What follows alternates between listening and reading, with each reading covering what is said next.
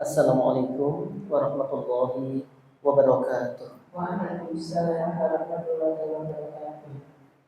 Hamdan wa syukran lillah.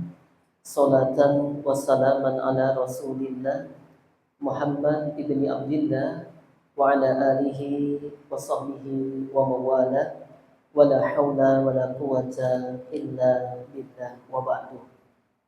Faqala Allah ta'ala fi kitabihil karim ba'da an a'udza billahi minasyaitonir rajim.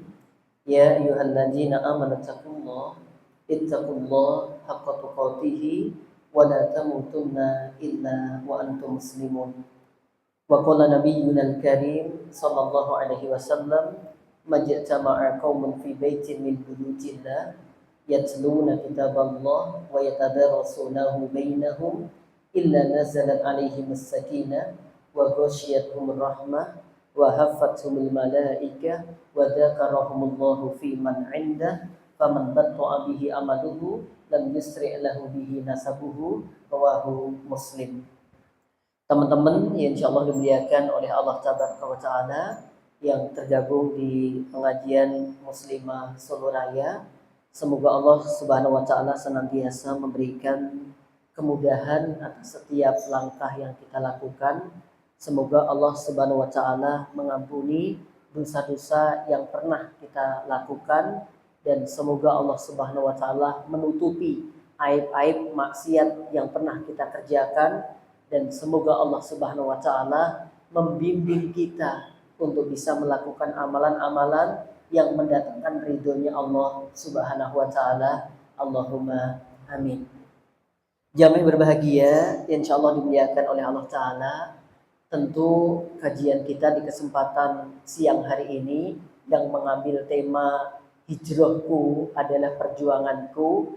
Kita berupaya untuk mendekatkan kejadian apa yang terjadi pada diri kita kepada apa yang telah terjadi di masa Nabi Muhammad SAW, yang mana kita berada di bulan Al-Muharram, dan bulan Al-Muharram itu di antara dari sekian banyak ilmu yang kita ambil, di antaranya tentang spirit hijrah, di mana Nabi Muhammad SAW ya di bulan Al-Muharram itu sudah melakukan persiapan-persiapan di waktu itu untuk melakukan hijrah dari Makkah ke Madinah, ya, mulai tanggal 28 Rabiul Awal, kemudian sudah mulai beranjak dari rumah beliau, ya, kemudian melakukan perjalanan sampai kemudian tanggal 8 sudah mulai ketemu di wilayah Kuba, dan seterusnya dan seterusnya. Dan tentu perjuangan yang dilakukan oleh Rasulullah Muhammad SAW yang nantinya disebut sebagai penetapan tahun Hijriah oleh Umar bin Khattab, yaitu berdasarkan di mana momentum kejadian hijrahnya Nabi kita Muhammad SAW. Dan ternyata urusan hijrah ini akan terus pemahamannya, pemaknaannya, pengambilan spiritnya akan terus kita lakukan sampai kemudian kita menemui Allah Subhanahu wa Ta'ala. Sekarang saya bertanya ke jamaah semuanya, jenengan pernah hijrah atau saat ini dalam kondisi hijrah atau tidak hijrah sama sekali? Pernah melakukan hijrah atau sekarang sedang menjalani hijrah itu? Sedang menjalani, ya, bapak-bapak juga begitu. Dan pertanyaan saya, selama jenengan menjalani hijrah, itu kehidupan mudah-mudah saja atau penuh dengan rintangan, atau silih berganti ujian berdatangan? Silih berganti, ya, ada aja ujiannya, ya. Betul, Ustaz, gitu. Ya. Dan saya pun sebagai yang disebut teman-teman sebagai ustadz, saya pun juga melakukan, ya, berulang kali yang namanya hijrah itu. Sehingga untuk mendapatkan perkara yang baik memang ternyata butuh perjuangan yang tidak mudah, jamaah. Tapi kadang-kadang jamaah, ya, kalau kita tidak menyemangati diri kita dalam hijrah ini, kadang-kadang ada aja keinginan untuk balik ke belakang. Ya enggak? Kadang-kadang ada pikiran-pikiran itu apalagi kemudian lingkungan yang tidak mendukung, teman-teman yang juga tidak mendukung, kadang-kadang ada rasa futur dalam menjalani hijrah itu. Nah, untuk jelasnya kita akan sama-sama mengkaji. Yang saya bawa ini adalah kitab Riyadhus Shalihin. Kita ambil di bab yang pertama, yaitu bab al-ikhlasu wa ihdarun niyah. Bab tentang keikhlasan dan menghadirkan niat. Nah, sehingga perjuangan yang kita lakukan dalam momentum hijrahnya kita ini benar-benar sejak awal harus kita luruskan niatnya, harus kita sesuaikan perjalanannya, sehingga nanti kita tidak putus di tengah jalan, apalagi mohon maaf sampai balik ke belakang. Udah hijrah kemudian balik lagi, dan banyak sekali yang terjadi seperti itu. Saya tanya teman-teman, mohon maaf, bukan menyudutkan siapapun. Ada orang awalnya pakainya you can see my apa way. Paham maksudnya? You can see my apa way. Maksudnya itu pakaiannya serba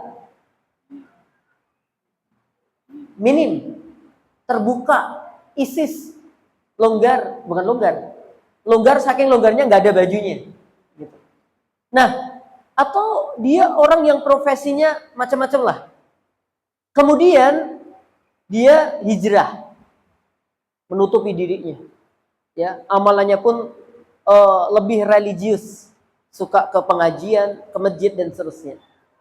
Tapi karena ada sesuatu yang menimpanya, kemudian dia balik lagi.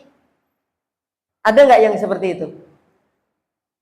Ya, dari profesinya yang awalnya profesi yang mungkin lebih banyak madorotnya, kemudian dia bertobat, kemudian dia udah beralih ke profesi yang insya Allah sebenarnya madorotnya lebih kecil, tapi ternyata gajinya juga lebih kecil mungkin, sehingga tidak sabar.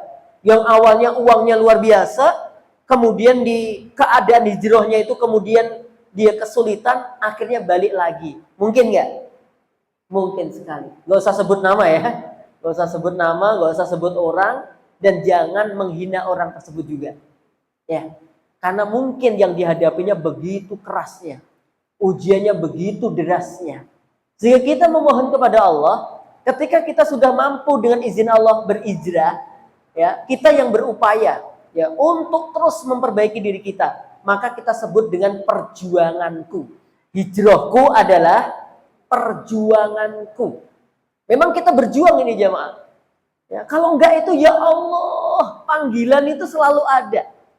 Ya, yang awalnya sudah dia pergi dari dunia hitamnya, kemudian karena dia udah hijrah, kemudian dia banyak tanggungan yang banget, kadang-kadang diiming-imingi. Ya, dan alasannya luar biasa yang ngajak itu jamaah. Kamu tuh berbuat gini tuh nggak apa-apa. Yang penting kan niatmu adalah baik. Ya, kamu jual babi itu nggak apa-apa. Ya, nggak apa-apa. Yang penting satu, niatmu adalah untuk memenuhi kebutuhan rumah tangga. Satu. Yang kedua, yang penting kamu nggak ikut makan. Ya, nggak apa-apa jualan babi, daging babi, babi kuah, babi apa lagi itu? Apa? Pik. Ya. Atau apapun. Ya, adapun mereka di luar Islam itu urusan mereka. Tapi ini jamaah kadang-kadang ada kaum muslimin yang ikut jualan. Alasannya kenapa dia nggak apa-apa? Satu, untuk memenuhi kebutuhan rumah tangga dengan kalimat ini darurat. Yang kedua, yang penting dia tidak makan. Alasannya itu. Jamaah berbahagia, nanti kita bicara darurat, ada darurat itu yang seperti apa. Ya. Oke, sehingga saya ambilkan di hadis pertama di kitab Riyadhus Shalihin, kan diawali dari ayat-ayat dulu kan. Saya langsung ambil ke hadisnya saja, dan nanti kita langsung fokus ke pembahasan hijrahnya. Hadis ini sangat familiar, sangat terkenal, bahkan teman-teman insya Allah pada hafal hadis ini, yaitu innamal a'malu binniyat wa innamal likulli imri'in ma nawa faman kanat hijratuhu ilallahi wa rasulih fahijratuhu ilallahi wa rasulih. Wa man kanat hijratuhu lidunya yusibuha aw imra'atin yankihuha fahijratuhu ila ma hajara ilaih. Nah, di sini disampaikan oleh Rasulullah Muhammad SAW dari penjelasan hadis ini. Kita langsung ambil kalimat di hijrahnya. Memang diawali dari segala sesuatu itu, amal itu bergantung pada apa? Niatnya. Dan orang yang melakukan perbuatan, maka akan dinilai dari niatnya. Maka sebelum jauh membahas ini, ayo kita luruskan niat kita semuanya. Jauh-jauh dari rumah kita ke tempat ini, ada yang kena macet, ada yang kena panas matahari, ada yang banyak kempes dan seterusnya. Luruskan niat kita bahwa kita ingin mencari ridhonya Allah Subhanahu wa taala. Siap? Oke. Saya tadi qadarullah jamaah. Sebenarnya waktu udah saya kasih longgar untuk berangkat. Saya habis ngajar di Pondok Putri, udah saya buat longgar, jam 11 sekian saya udah turun, udah selesai, saya berangkat, saya kasih longgar setengah jaman lah untuk sampai di sini. Qadarullahnya dimulai dari DPRD sampai kemudian Edupak ke sana, UMS, itu macet total. Allahu Akbar, subhanallah. Macet total jamaah. Ya. Ada wisuda mungkin ya. Sehingga kami harus melipir begitu. Ya, hampir saja saya telepon panitia. Ya, qadarullah dihitung sama anak saya sampai di depan pengambilan karcis itu jam 12.58. Ya, sampai di situ pengambilan karcis guru itu jam 12.58. Berarti jam 13 kurang berapa menit? Kurang 2 menit. Ya. Tapi karena kita udah meniatkan dengan bismillah, ya Allah yang menjalankan semuanya. Akhirnya dibuatlah jalan-jalan itu mudah, macet total jamaah. Coba ya. Nah, kita luruskan niat kita untuk apa? Ya. Kita semuanya ke sini untuk apa? Kalau udah lurus niat kita, insya Allah aman. Kemudian orang yang melakukan apa saja itu juga akan tergantung pada niatnya. Minuman, saya minum, ini kalau saya nggak niatin karena Allah, nggak saya niatin ibadah, minum ini ya hanya amalan biasa aja. Kayak minum gitu aja. Ibu-ibu, mbak-mbak, istirahat, tidur, itu kalau tidak diniati ibadah, ya tidur biasa. Tapi kalau jenengan niati ibadah, tidur, itu akan dihitung ibadah oleh Allah Subhanahu wa taala. Inilah yang membedakan ya antara niat yang baik dengan tidak. Oke? Kemudian lanjutan dari hadis tadi, faman kanat hijratuhu ilallahi wa rasuli, barang siapa yang dia hijrah itu diniatkan karena untuk mendapatkan ridhonya Allah, ya, untuk mengikuti apa yang disampaikan oleh Rasulullah Muhammad SAW, maka hijrahnya adalah kepada keduanya, mendapatkan kebaikan. Hijrahnya dia kepada Allah dan hijrahnya untuk mengikuti perintah Rasulullah Muhammad SAW. Jadi jerih payahnya, misalkan dia hijrah, kalau kita lihat misalkan para sahabat radhiyallahu ta'ala anhum dari Makkah ke Madinah, ada yang awalnya masuk Mekah itu dalam keadaan miskin. Pas mau pindah ke Madinah, dia sudah kaya. Kemudian dihentikan, diminta untuk ya tidak hijrah. Bahasanya begini, kamu dulu itu masuk Mekah miskin, sekarang boso wis sugih arep lunga, kayak begitu. Kemudian seorang sahabat ini apa yang dia lakukan? Kalau hartaku menghalangi aku hijrah, aku tinggalkan. Silahkan ambil hartaku, tapi jangan pernah halangi aku untuk hijrah. Oh, lebih dahsyat lagi Umar bin Khattab radhiyallahu ta'ala anhu. Kalau beliau bukannya dihadang, beliau cukup menantang. Hei orang-orang Quraisy, siapa yang pengen anaknya yatim? Siapa yang pengen istrinya janda?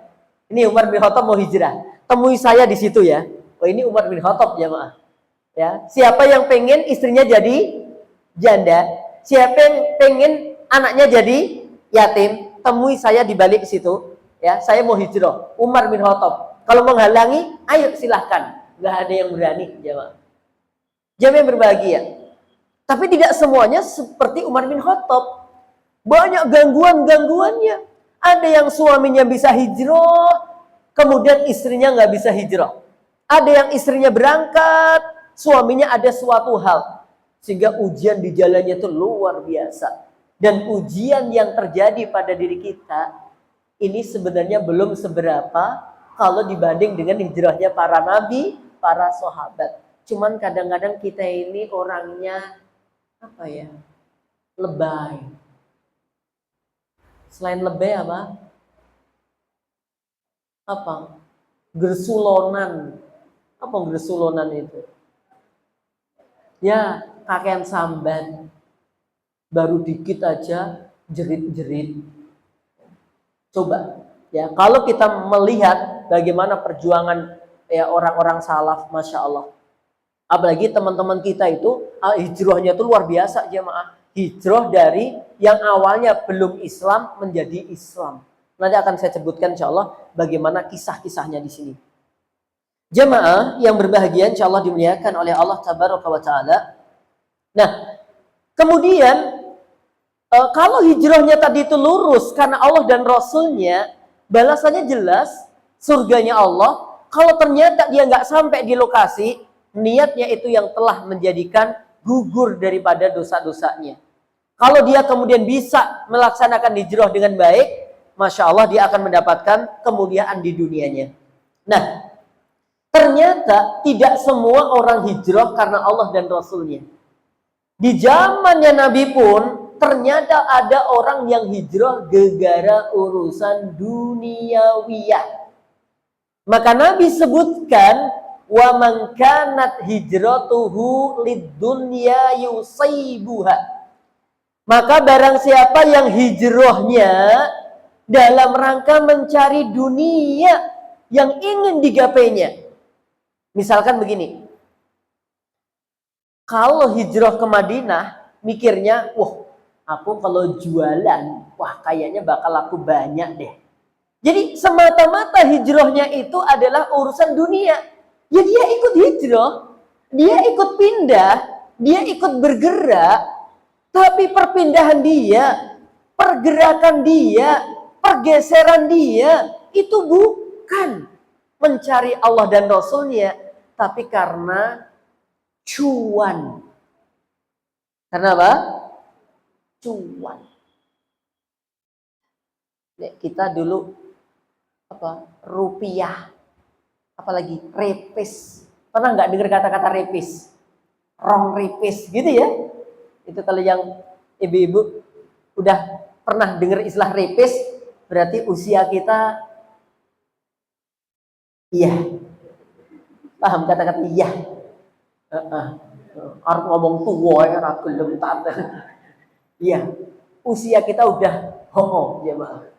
Karena kata-kata repis itu sudah bahlak banget.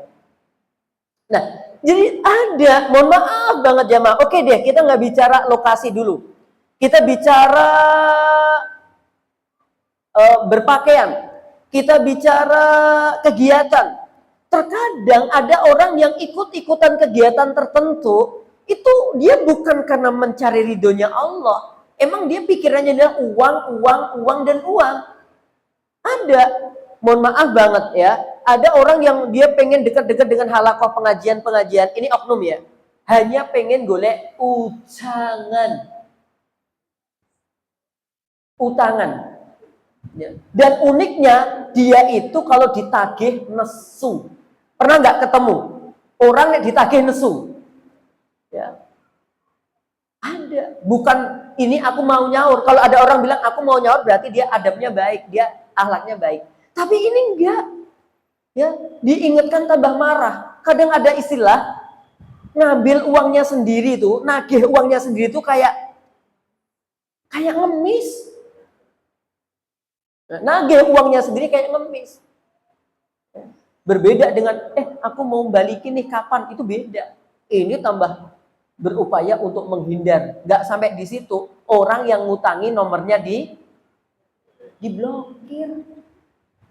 Ya. Ada yang lebih jahat lagi, dibacain ayat-ayat untuk apa ya?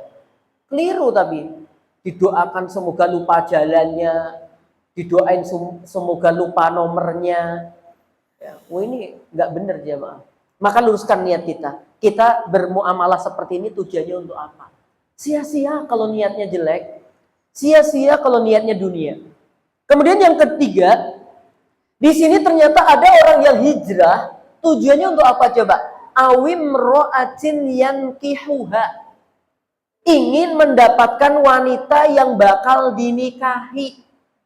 Maka dulu ada disebut hijrah Ummi Qais.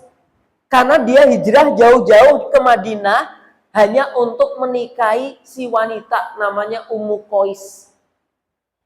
Ya. Makanya juga eman banget kalau orang, kamu ngapain sih sholat rajin? Aku pengen nikahi dia. Kalau ternyata dia nggak mau kamu nikahi, aku balik nggak sholat lagi. Oh berarti kamu sholat tuh gara-gara pengen dapat dia. 100% iya. Nah, kemarin ada bapak ibu terus anak putrinya datangi saya. Dia minta pendapat dari saya. Ustadz, ini anakku perempuan mau dinikahi laki-laki, tapi sekarang agamanya masih di luar Islam. Terus gimana Bapak? Nanti saya nerima lamarannya, baru dia mau masuk Islam untuk menikah. Tapi kalau ternyata Bapak nggak mau menerima lamarannya, yo dia tidak mau masuk Islam. Berarti masuk Islamnya ini untuk apa kira-kira? Untuk mendapatkan wanita. Mungkin nggak kalau sudah nikah nanti dia balik lagi ke agamanya? Mungkin banget. Maka saya bilang, kalau memang tadi calonnya itu mau masuk Islam karena Allah, ya udah masuk Islam aja sekarang. Enggak kok, dia mau masuk Islam kalau dapat anak saya. Kalau nggak dapat mending nggak usah.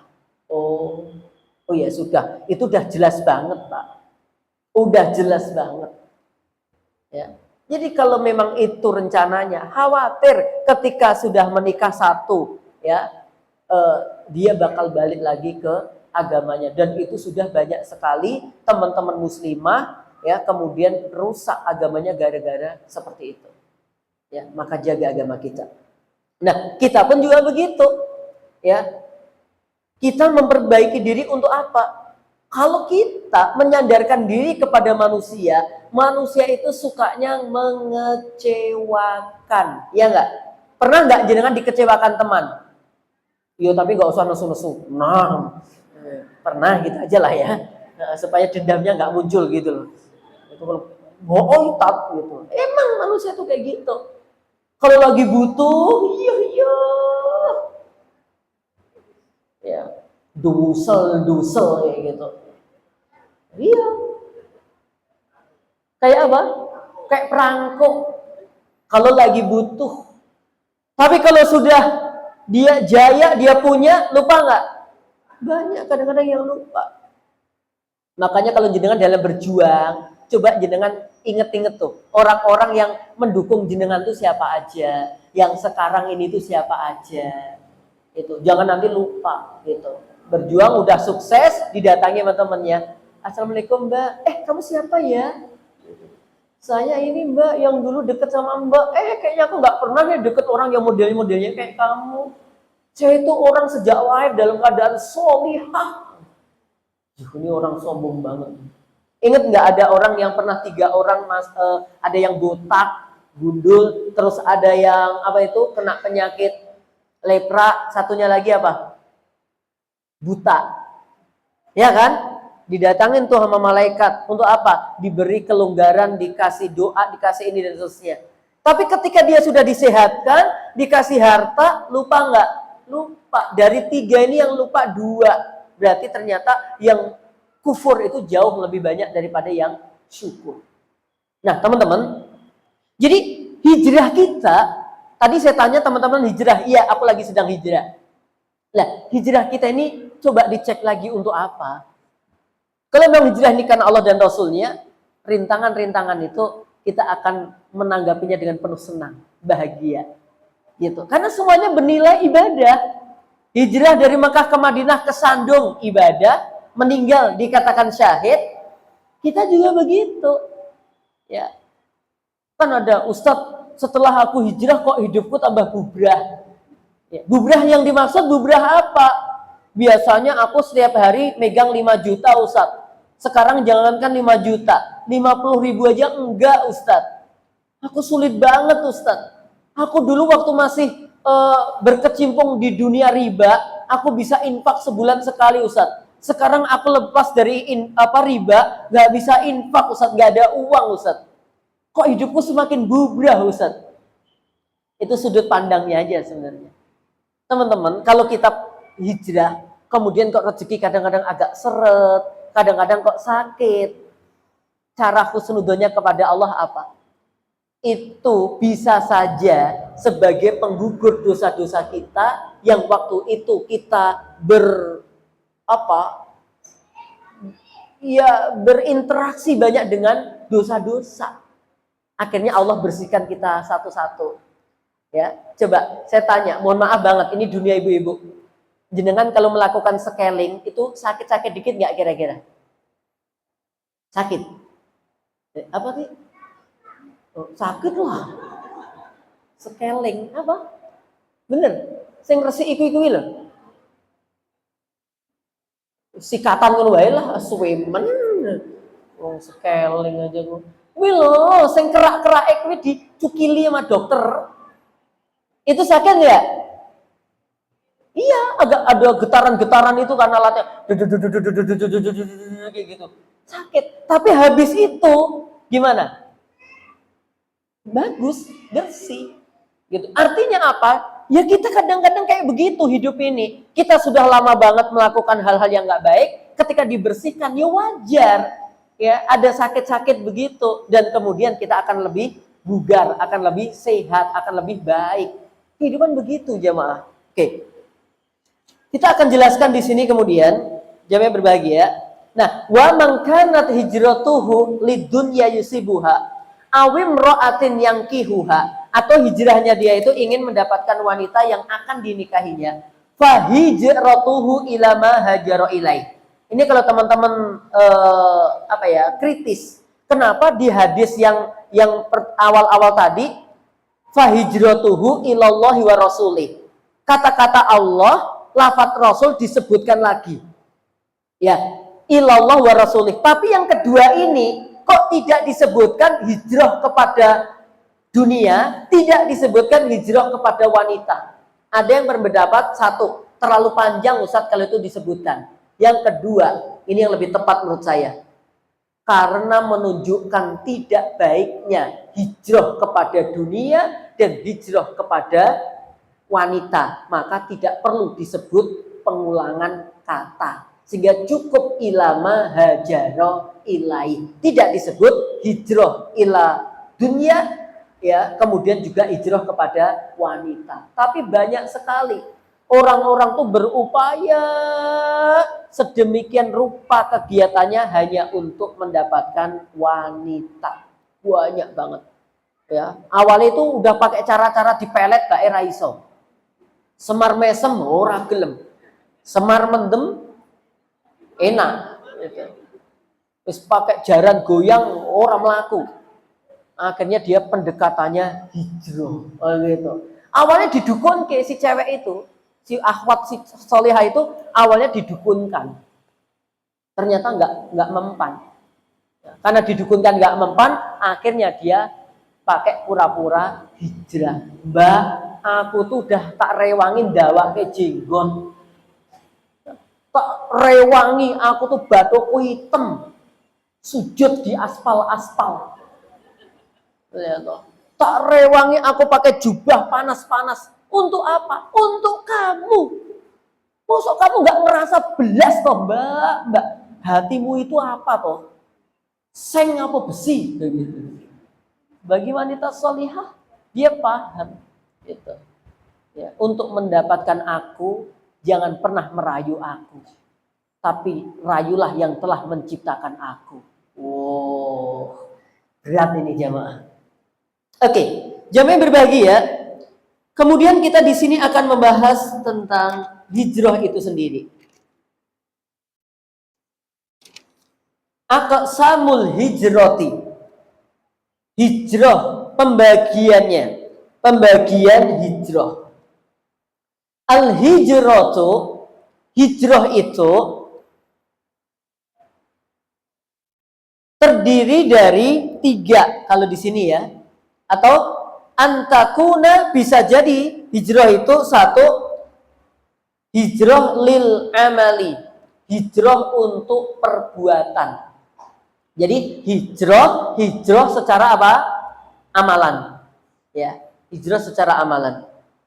Yang kedua, wa takunul hijratu lil amili. Hijrah itu bisa hijrah terhadap pelaku. Apa maksud hijrah terhadap pelaku? Jangan tidur pokoknya, nanti tak jelaskan.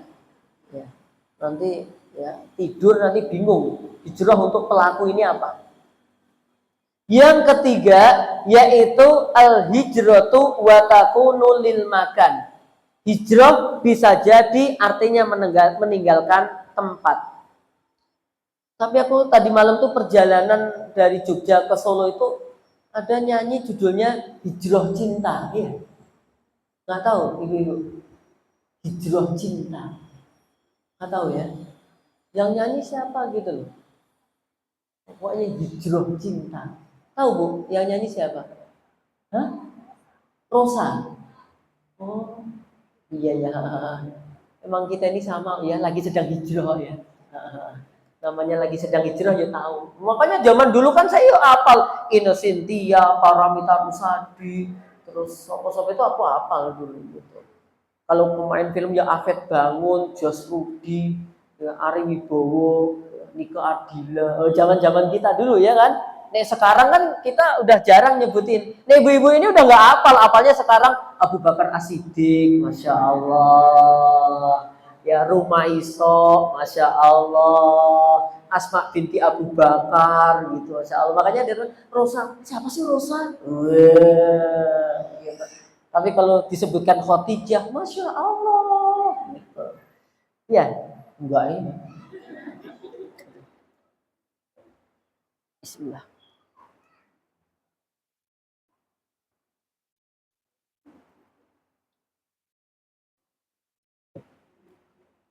Nah, kita lihat keterangan di kitab ini jemaah. Apa yang dimaksud dengan al-qismul awal? Pembagian yang pertama yaitu diawali dari hijratul makan. Mohon maaf penjelasannya. Hijrah tempat dulu. Yang dimaksud dengan hijrah tempat di sini wahia ayyan cakilal insan min makanin taksuru fihil ma'asi wa yaksuru fihil fusuq wa rubbama wa yakunu min baladin kufr ila baladin la yujadu fihi dzalik. Oke. Hijrah tempat maksudnya adalah hijrah yang dilakukan oleh seorang hamba dari wilayah, dari tempat yang awalnya di situ banyak terjadi kemaksiatan, banyak terjadi yang namanya perbuatan fasik, menuju tempat atau wilayah yang di situ tidak banyak terjadi fasik dan seterusnya.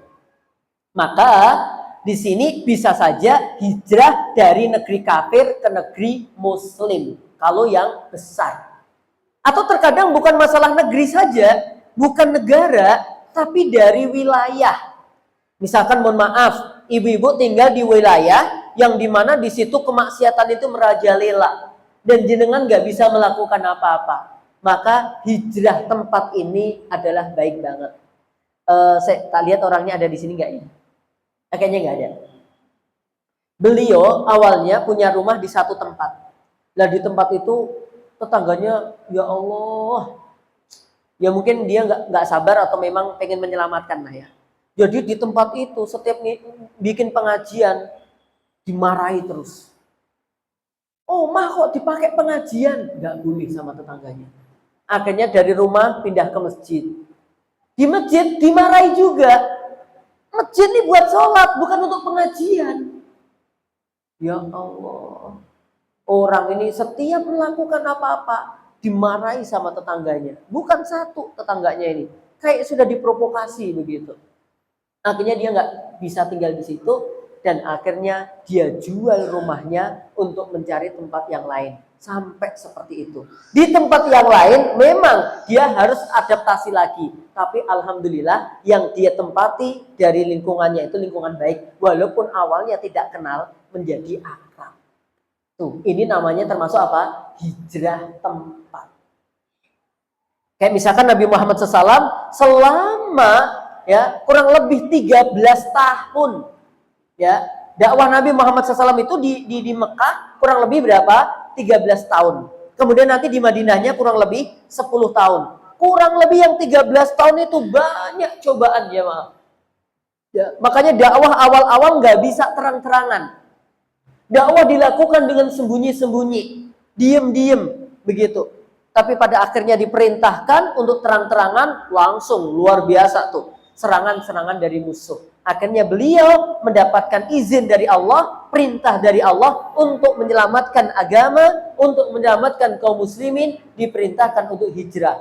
Hijrah ada yang ke Habasyah awalnya, terus ke Taif, terus kemudian dicari tempat yang paling cukup baik yaitu Madinah.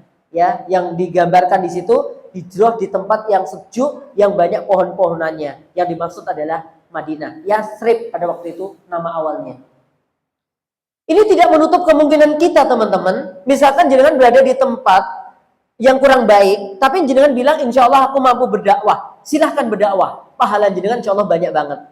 Tapi kalau di situ ternyata jenengan berdakwah nggak mampu, justru akidah, akhlak anak-anak tergores dan tergerus, tidak ada salahnya untuk berpindah dari tempat itu. Maka ketika ada orang mengatakan, aku nggak mampu melakukan kebaikan karena di sini tidak mendukung. Apa kata Allah? Bukankah bumi Allah itu luas sehingga kamu bisa pindah dari tempat itu ke tempat yang baik? Mohon maaf, teman-teman, apalagi mohon maaf banget, semoga tidak menyinggung, menyindir ataupun apa.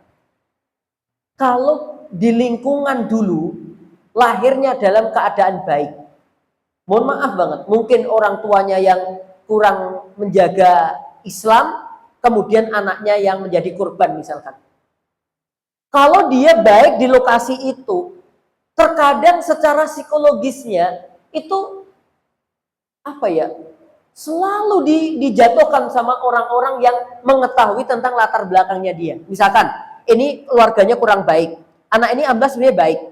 Dia mampu ngajar, dia mampu mengajak orang berbuat baik. Kadang-kadang ada selentingan, halah, pikir melarang iki Pak Mbok muwi yang ngono kuwi. Nah, kadang-kadang kayak gitu jemaah. Paham maksud saya enggak? Sehingga dia butuh tempat untuk berhijrah. Ya. Supaya apa? Untuk menyampaikan itu bisa lebih luas. Kadang-kadang begitu. Saya dulu awal-awal nggak siap untuk dakwah di kampung saya. Karena orang-orang tuh dulu ngerti cilianku itu koyo opo. Bukan koyo sopo ya. Koyo opo. Akhirnya saya khawatir dakwah saya di kampung halaman nggak diterima. Karena mereka tahu saya itu gimana dulunya. Akhirnya pas saya diundang pertama kali, saya lakukan minta maaf besar-besaran. Itu belum nikah. Saya baru lulus pondok. Diminta ngisi tablik akbar Isra dan Mi'raj. Ya karena diminta, saya sampaikan hal yang pertama kali adalah minta maaf ke seluruh kaum muslimin, tetangga-tetangga saya pada waktu itu. Jika waktu kecil saya suka bikin onar. 1, gemplangi pelem tonggo. Saya minta maaf, saya bilang. Ya. Kan kadang-kadang ngepek apa itu asam di pelinteng. Ya, nek nggak pas, bablas ke gendengnya tonggo. Dan gendeng zaman dulu itu nggak kayak atap-atap sekarang. Atap zaman dulu itu atapnya ya gendeng. Kalau kena batu, pecah. Saya minta maaf itu. Ya, saya jujur, saya minta maaf Bapak Ibu kalau dulu saya mungkin ini. Jawabannya terbagi menjadi 2. Ada yang nggak apa-apa le, itu masa lalu.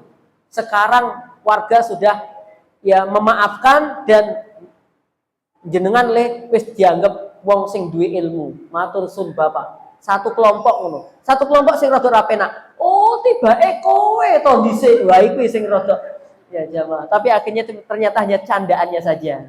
Ya, akhirnya alhamdulillah saya akhirnya bisa sering ke sana untuk bikin ceramah-ceramah itu. Oke, jemaah berbahagia, ingatkan ada seorang hamba yang pernah membunuh 100 orang, ya, akhirnya dia bertobat. Nah, coba setelah dia bertobat dan dinyatakan tidak ada yang menghalangi antara taubatmu dengan Allah, nggak ada halangan. Terus apa kata ahlul ilmi ini? Tapi saya mensarankan, ya, agar kamu untuk pindah dari tempatmu, maksudnya pergilah ke daerah ini, karena daerah ini adalah daerah yang baik, yang sangat mendukung proses hijrahmu. Jangan kamu kembali ke kampungmu. Disebut dalam hadisnya su'ul ardi, karena kampungmu itu adalah kampung yang su'ul ardi, maksudnya penduduknya di situ banyak melakukan maksiat. Khawatir kamu kalau di tempat itu, satu, proses hijrahmu terganggu, dua, kamu bisa kembali ke masa lalu. Itu loh jamaah. Maka rata-rata kayaknya teman-teman ini juga banyak yang hijrah dari lokasinya deh kayaknya. Ya mungkin ada yang dari Sukoharjo, ada yang dari Karanganyar, ada yang ya hijrahnya nggak harus Jakarta terus ke Solo, nggak harus begitu sih. Kadang-kadang RT 1 ke RT 2 gitu. Nah, itu udah lumayan itu gitu. Ya. Dari RW 4 ke RW 7 itu udah lumayan kok, nggak harus ini. Yang penting bahwa prosesnya kita pindah itu untuk mencari kebaikan. Oke. Kemudian yang kedua berarti hijrah secara apa? Asani hijratul amal, hijrah secara perbuatan. Wa huwa ayyahjura al-insanu ma nahallahu anhu minal ma'asi wal fusuki, ya, ilal khairi dan seterusnya. Yaitu hijrahnya seorang hamba dari apa yang dilarang oleh Allah tabaraka wa ta'ala menuju kepada apa yang baik-baik, ya. Jadi hijrah dari apa yang dilarang oleh Allah berupa kemaksiatan, perbuatan fasik menuju amalan yang diridhoi oleh Allah. Contohnya, ya, ada yang dulu aktivitasnya kayak tadi, kerjanya ribawi, ya. Walaupun memang hijrah dari riba ini luar biasa jamaah. Ujiannya berat banget. Ya, biasa kanan kiri sor dhuwur isine duit loh. Ya, kadang-kadang ya Allah, ya, satu kantong aja belum tentu ada isinya. Ustadz, saya dulu itu sebelum hijrah makan siang itu di Lombok, nanti makan malamnya di Makassar. Itu. Makan malam di Makassar, nanti sarapan di Brunei Darussalam. Ya. Di Brunei Darussalam sarapan, nanti pengen ngemilnya ke Malaysia. Gitu. Ya, kadang-kadang seminggu sekali Ustaz, saya ke Kapadokia, ke Turki, is my dream gitu. Ya, kadang-kadang ngebakso di sana gitu. Lagi di rumah Ustaz, lagi suntuk dikit, aku umroh. Walaupun aku ribawi, tapi umroh saya bolak-balik Ustaz. Tapi sekarang aku nggak pakai riba, tambah nggak bisa umroh. Berarti ribaku dulu berkah ya Ustaz. Nah, itu kadang-kadang talbis gitu jemaah-jemaah. Talbis itu iblis, kadang-kadang emang kayak begitu. Iblis itu luar biasa. Ya, mending mana ayo kamu hijrah, ya, atau gimana gitu. Kamu dulu waktu masih jualan yang haram-haram, kamu itu bisa ngopeni 10 anak yatim loh. Coba sekarang, jangankan ngopeni anak yatim, anakmu sendiri aja hampir yatim, ya gitu. Kenapa? Karena kamu udah gak ada rezeki lagi. Kadang-kadang iblis kayak gitu. Apalagi sama koleganya lama dihubungi. Gimana? Ini ada loh peluang loh. Wes deh, nanti ku gaji sebagaimana gajimu seperti dulu. lebih tak naikkan lagi 30%. Nggak apa-apa. Gitu. Ya Allah, jam kayak gitu kadang-kadang jam. Makanya hijrah amal, hijrah perbuatan yang awalnya suka rasan-rasan diganti menjadi suka tadarusan. Masya Allah. Ya kan ibu-ibu? Lu kan harus menghabiskan 20.000 kata Ustaz. Dikonversi aja buat baca Quran. Nek pengen rasan-rasan, wis mang moco sik 5 juz. Nek wis bar 5 juz silahkan rasan-rasan. Ya itu maksudnya ora kok menyuruh sebenarnya. Nek bar moco 5 juz biar rasan-rasan ketoke ya. Wis kesel toh? Wis arep rasan-rasan nopo, wis gak kuat gitu. Atau akhirnya masa sih habis baca 5 juz rasan-rasan eman-eman kan? Itu yang saya maksudkan. Ya perintah di situ bukan perintah untuk dilakukan. Maksudnya supaya nggak bakal dilakukan. Gitu jemaah. Jemaah berbahagia insya Allah dimuliakan oleh Allah. Yang awalnya ibu-ibu males-malesan hijrah bu. Sekarang harus semangat. Bapak-bapak juga begitu. Yang awalnya pelit pada istrinya. Ya sama. Yang awalnya pelit sama istrinya, Pak. Uang buat apa toh, Pak? Gitu. Apalagi kalau pengajian ke guru gini nih, boyo disangoni raketang 500.000. Gitu. Ibu-ibu 500.000 cepat nggak menghabiskan, bisa nggak satu jam? Gampang. Tuku produk wadah 6 ngono wis entek itu nanti ya.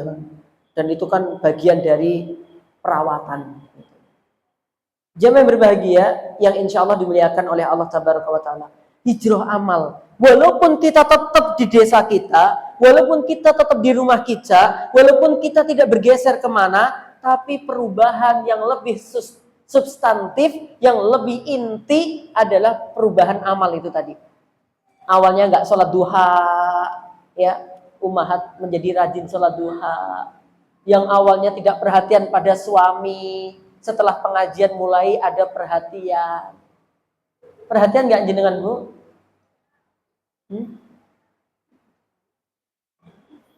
Wis gede, tapi melaku dewi ngopo, nggak manja. Ya perhatian itu bukan masalah manja. Ya. Emang dia bisa ngambil anduk sendiri, tapi kan jenengan, ini mas anduknya, masya Allah. Itu dulu pas awal nikah. Sekarang anduk entek. Nah, hadisnya apa? Nabi Muhammad SAW bersabda, al-muslimu, muslim itu adalah man salimal muslimuna, orang yang selamat, orang-orang muslim yang selamat min lisanihi wa yadihi. Ya, jadi muslim yang sejati itu adalah kita bikin seorang muslim sejati, teman-teman kita itu selamat dari sakitnya ucapan kita. Jadi kalau kita muslim sejati, kita nggak bakal nyakiti teman-teman kita. Ya, kalau kita muslim sejati, kita nggak bakal jambai teman kita. Ya, kalau lisan ini ucapannya, ya kalau jambak mungkin fisiknya. Artinya baik fisik kita ataupun lisan kita tidak pernah menyakiti saudara kita. Kemudian wal muhajir. Dan hijrah itu adalah orang yang hijrah yang sesungguhnya adalah man hajara manahallahu anhu. Orang yang hijrah dari perkara yang dilarang oleh Allah darinya. Hijrah, inti hijrah adalah itu. Kita mencoba bergeser, kita pergi dari amalan-amalan yang selama ini dilarang oleh Allah. Emang menarik banget sih, apa-apa yang dilarang oleh Allah itu sama setan itu dihiasi dengan seindah mungkin, secakep mungkin, secantik mungkin, semenggoda mungkin, sehingga manusia akan tertarik untuk melakukannya. Saya tanya nih, nonton sinetron sama baca Quran betah mana? Terima kasih atas kejujurannya. Emang dibuat begitu? Emang dibuat begitu sama setan? Ya. Jamaah yang berbahagia, insya Allah dimuliakan oleh Allah. Ada kaidah yang cakep banget menurut saya. Dalam hijrah amal ini, dalam hijrah perbuatan ya, Kalau kita sudah berada di kebaikan, larilah untuk melakukannya. Lari untuk melakukan kebaikan. Maksudnya bersegera, semangat. Kalau kita nggak mampu untuk lari, ya misalkan urusan Quran, kita membaca, kemudian tartil, menghafal, ini namanya lari. Kalau nggak mampu, ya udah, kamu lari tapi pelan, nggak kenceng banget. Ya udahlah, belum bisa menghafal, larinya yang penting apa? Ikut tahsinnya aja, membacanya aja, tahsin aja. Ternyata untuk jalan yang kenceng, awalnya lari nggak mampu, terus jalan kenceng nggak mampu, ya udah, tetap aja jalan, walaupun pelan-pelan, walaupun nggak tahsin banget, yang penting ikut tadarusan dulu. Gitu. Kalau kemudian tadarusan juga nggak mampu, ya berarti jalan nggak mampu melakukan kebaikan, tetap kamu lesot di situ nggak apa-apa. Tapi yang penting rotok maju-maju sidik, kayak suster ngesok gitu. Ya kayak bukan kayak suster ngesok sih. Ya, pokoknya maju seberapapun. Ya ikut yang program apalah, mungkin apa gitu. Ya, kalau kamu tetap nggak bisa lagi untuk gerak-gerak sambil ngesot-ngesot melakukan kebaikan, wes, yang penting dudukmu di tempat yang baik, ngono wae. Ada orang ngaji, ada orang yang sedang taklim, ada orang sedang baca Quran, wes kamu duduk mendengarkan, ngono wae, wes gak apa-apa. Berarti kamu berada di on the track, di jalan yang benar, wes. Satu hal yang dilarang, jangan pernah balik ke belakang. Ya, jangan pernah balik ke belakang. Wis orang ngajar, ya, kemudian juga nggak baca, kemudian juga tidak nyimak, ya udah nggak dengarkan, ya tidak di situ, dan juga tidak senang dengan kebaikan, terus kita mau jadi apa? Ya, aneh kok kadang-kadang ada pengajian dibubarkan, besok ada dangdutan dijaga dengan penuh kekuatan. Kadang-kadang tuh aneh gitu, coba. Paham nggak maksud saya? Gitu ya. Nah, yang terakhir yaitu hijratul amil. Hijrah dari pelaku.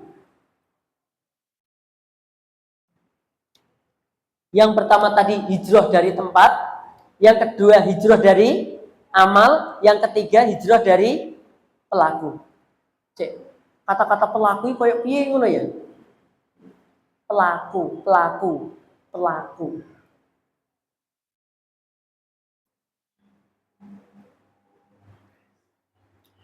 Silahkan diminum. Udah bawa minum sendiri-sendiri kan? Tapi beda ya, warnanya nggak apa-apa ya. Yang dimaksud dengan hijrah pelaku begini. Al-qismus salis, penjelasan yang ketiga, hijratul amil. Maksudnya apa? Terkadang al-amil ini adalah yang dimaksud pelaku keburukan, pelaku kemaksiatan. Kadang-kadang kita boleh menghijr dia, kita hijrah dari dia. Jadi kita bergeser dari dia. Gitu loh maksudnya, paham nggak? Jadi kalau tadi hijrah tempat, bergeser dari tempat menuju tempat yang baik, kan begitu? Hijrah amal, dari amal-amalan yang nggak dicintai Allah, kita pindah darinya, kita bergeser. Nah, ternyata kata Imam Syekh Shalih Ibnu Utsaimin, ada namanya hijrah amil, hijrah dari pelaku. Maksudnya, kalau kita punya teman, kita punya sohib, kita punya bestie. Kadang mungkin nggak bestie itu berkhianat. Aduh, kayak korban aja jenengan. Kadang tuh ada ya, awalnya akrab, makanya kayak gitu loh. Al-akhillau yauma idzin ba'duhum li ba'din adu ilal muttaqin. Itu jelas banget. Pertemanan di muka bumi ini itu nanti pada akhirnya akan menjadi musuh satu dengan yang lainnya. Westo ilal muttaqin, kecuali pertemanan yang dibangun atas dasar ketakwaan. Nek pertemanan jenengan mau goro-goro warna kulit kita sama ya, kita temenan aja ya, biar orang bilang kita kembar. Kita sama-sama berkacamata ya, kayaknya dulu hampir lahir bareng deh kita. Apalagi atas dasar apa kekayaan. Kamu orang kaya ya? Oh, aku juga. Berarti kita ini sekufu untuk berteman. Gitu. Teman-teman, kalau pertemanan dasar-dasarnya kayak begitu, tidak didasari ketakwaan, ngajak soleh, solihah, pada hari kiamat nanti akan menjadi musuh satu dengan yang lainnya. Yakin? Akhirnya iri-irinan dan seterusnya, saling memfitnah satu dengan yang lainnya. Wah, udah difitnah itu enak, itu difitnah kita nggak denger, itu enak banget. Ya digibah kita nggak denger, itu enak banget. Sing rodok sakit tuh digibah kita denger. Gitu. Makanya jangan suka menjadi perantara gibah. Apa perantara gibah itu? Kemarin ibu-ibu nyebutnya kurir setan jadi. Gitu. Ada ibu-ibu waktu saya ngisi di Siti Aisyah, itu namanya KS, apa kurir setan. Apa itu? Jadi misalkan di sini kan ada orang gibahin, lah dia tuh nggak ikut gibah, kayak meneng ya, ternyata merekod semuanya itu. Nah ternyata itu nanti kalau ketemu orang lain yang digibahin, dia sampaikan, mbak, nah gitu loh, tak kasih tahu apa. Nah yang diajak ngomong itu biasanya, oh gitu tuh, oh nggak apa-apa, oh tapi dengan tuh. Gitu. Ini kalau dalam bab saya baca tarikh itu orang yang suka menyambung-nyambungkan ini dosanya besar. Kalau nggak dikasih tahu, kita digibah orang kan enak banget ya. Enak banget, dosa kita berkurang, kelak pahala kita bertambah. Nggak enak itu digibahin kita ngerti. Itu nggak enak. Makanya jangan kalau gibahin saya, please deh. Ya, jangan sampai saya dengar gitu. Nah, jamaah yang berbahagia insya Allah dimuliakan oleh Allah Tabaraka wa Ta'ala. Terkadang kita perlu ya menghijrah teman, hijrah teman. Jadi gini, teman kita maksiat, kita nasihati, mbak itu jelek loh mbak kayak gitu. Oh dia apaan? Ini urusanku, jelek untukku. Ngapain sih mikir-mikir? Ngapain sih kamu bahas kayak gitu? Kita tambah lagi, mbak, ya kan kita sesama teman. Saya nggak ridho kalau mbak jatuh ke lubang kejelekan kayak gitu. Ngapain sih ngurusin saya? Urus tuh, urusanmu aja nggak bener gitu. Wah, kayak gitu. Udah dinasihat sampai berulang kali tetap begitu. Maka kita boleh menghijrnya. Menghijr dia berarti kita mengenengkan dia. Apa mengenengkan itu? Mendiamkan, nggak diajak interaksi. Boleh. Ya.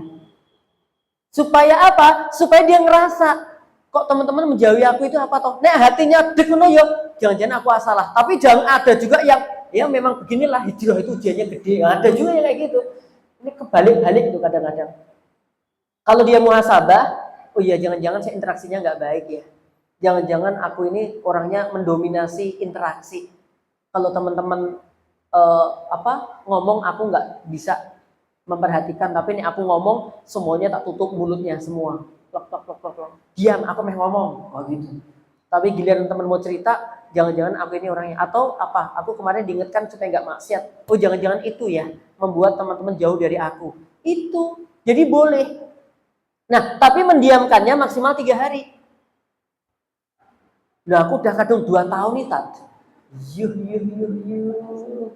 2 tahun itu bukan mendiamkan, memboikot itu. Gitu. 3 hari. Nah, setelah 3 hari pokoknya disambung aja Assalamualaikum lewat WA atau bagaimana Waalaikumsalam. Udah itu intinya sudah enggak. Soal kemudian kita jaga jarak dari dia enggak masalah. Apalagi khawatir ya kalau kita dekat dengan dia, kemudian orang-orang akan memandang iki bestie nih iki mesti. Kayak gitu. Maka enggak apa-apa. Namanya hijratul amil. Cuman teman-teman juga harus ngerti karakter teman jenengan itu nek dijauhi, kira-kira dia nanti cenderungnya bertobat atau tambah remuk gitu. Kalau cenderungnya tambah remuk, setelah dihijr kok enggak tobat, kok tambah semrawut, kita pendekatan dakwah lagi, kita dengan cara yang lain. Oke, jamaah, ternyata udah jam 2 ya. Oke, saya tambahkan sedikit sebagai ringkasan. Ujian hijrah itu nanti satu bisa saja dari keluarga. Ya kalau dari mananya bisa saja hijrah itu ujiannya justru dari siapa? keluarga ya. Dulu jenengan mungkin pernah di era-era tahun 80-an belum pernah jilbab, nggak pakai jilbab. Tapi pas mau jilbab dimarahin sama bapak, ibu mungkin saja ya. Kemudian apalagi kalau jenengan sudah menetapkan diri untuk bercadar, ya mungkin ada lagi yang keluarganya nggak suka. Tapi menurut saya kalau memang ada bapak ibunya anti banget dengan cadar dan seterusnya, kan sebenarnya hukumnya apa sih cadar itu perlu dikaji lagi gitu. Bisa saja pakai masker kayak gitu ya, itu apa ya, karena memang hukumnya terjadi perbedaan pendapat di antara ulama. Ada yang memang kekeh wajib dan seterusnya, ada yang itu sunnah, ada yang bahkan mubah saja gitu. Karena yang wajib ditutupi yaitu wajah dan kedua yang boleh dibuka adalah wajah dan kedua telapak tangan. Wallahu taala alam bisawab. Apalagi dengan orang tuanya. Kalau menurut saya sih teman-teman kalau mengambil aku wajib sadar itu, tangan aja nggak boleh kelihatan apalagi wajah, karena kecantikan itu terlihat dari wajahnya misalkan. Oke, kalau jenengan memang takut fitnah seperti itu, tunjukkan akhlak yang mulia, bercadar tapi tetap muamalahnya baik gitu loh. Ya, dengan teman-teman, dengan orang tua, grafia ya, bercadar tapi tetap iso masak gitu. Bercadar tetap iso rajang-rajang, bumbon, ya. Bercadar tapi iso mepe gabah gitu. Jangan sampai cadar ini menghalangi kita gitu. Ayo mepe gabah, ya Allah aku cadaran mah gitu. Masa cadaran mepe gabah gitu. Apa hubungannya? Padahal sebenarnya kalau bercadar mepe gabah itu tambah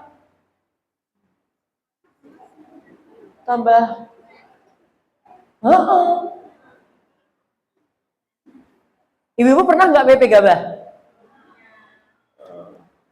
Pernah ya Bu ya? Enggak, ya Allah, ini orang kota semua deh. Jadi mepe gabah itu panas banget, cocok banget kalau pakai cadar. Gitu, cocok banget. Dulu saya itu kalau pas disuruh mepe gabah, kaos itu loh, kaos yang panjang tahu nggak? Itu nanti tak buat kayak ninja gitu, yang lubang kepalanya tak taruh sini, ditalikan gitu, set gitu. Ya, gini. Jadi dulu saya pernah pakai cadar. Kalau sekarang misalkan saya disuruh simbok saya mepe gabah, mungkin saya pinjem cadarnya istri. Nah, bisa lebih enak gitu ya. Jadi begitu. Jadi maksud saya kalau jenengan berjubah gede apapun, tunjukkan akhlak yang baik sehingga hijrah kita itu bukan apa ya, jadi ngeri, jadi sangar gitu loh. Tapi tetap luwes dengan tetangga nggih ngobrol, jiba, jibu gitu loh. Yang mentang-mentang cadaran kabeh wong dipeliliki. Nah gitu. Itu yang membuat hijrah kita justru terhalang. Kemudian hijrah juga ada ujiannya berupa harta kayak tadi udah kita sampaikan ya. Kemudian hijrah ujiannya juga dari mana? Tetangga ya. Hijrah ujiannya juga dari mana? Teman. Ya, dari teman kadang-kadang awalnya akrab karena kita berubah menjadi rajin ibadah, mereka nggak suka sama kita. Hijrah bahkan terkadang dari siapa? Pasangan. Banyak loh yang pasangannya teman-teman itu ternyata mohon maaf kadang-kadang belum siap gitu untuk menjadikan istrinya solihah. Bahkan dia berdoa, ya Allah jangan solihahkan istriku dulu ya Allah. Gitu. Karena kalau solihah nanti dia minta cerai dariku. Gitu. Jamaah berbahagia. Kemudian juga ada ujiannya justru internal. Kalau tadi kan eksternal ya. Internal itu kadang-kadang dari hati kita. Dari pikiran kita. Oke, kemudian apa yang harus kita lakukan? Ada 7 poin. 1, luruskan niat kita dalam berhijrah. Ini harus kita lakukan sebagai orang yang hijrah. Ya, karena ini perjuangan kita, luruskan niat saat kita berhijrah. Yang kedua, sabar dalam menghadapi ujian tatkala hijrah.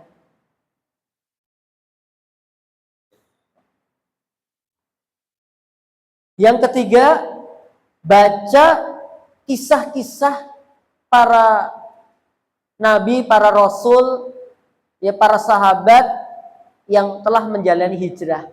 Sehingga apa yang terjadi pada diri kita nanti bisa kita ukur gitu.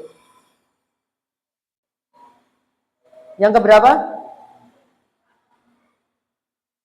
4. Jangan pernah balik lagi setelah hijrah. Jangan balik ke maksiatan lagi. Kalau yang riba, jangan balik lagi ke riba. Kalau yang sudah menutup aurat, jangan membuka aurat. Ya, kalau yang sudah tidak pakai klenik, sirik-sirik, jangan lagi balik ke sirik-sirik. Yang sudah tidak berdukun-dukun, jangan berdukun-dukun lagi. Yang sudah berhenti dari gibah, jangan balik-balik lagi. Tapi berarti tak, ya wis. Kok ya wis? Ya jangan. Gitu. Yang kelima, berapa? 5 ya? Cari teman seperjuangan. Lah ini ya, cari teman seperjuangan dalam hijrah ini sangat membantu kita banget ya, Mas. Yakin. Ya, kalau kita punya teman yang seperjuangan dalam hijrah itu luar biasa, akan saling memotivasi satu dengan yang lainnya. Ya, bestie tapi bestinya ini bestie dunia akhirat. Ya, bestie dunia akhirat. Yang keenam, yakin akan balasan dari Allah.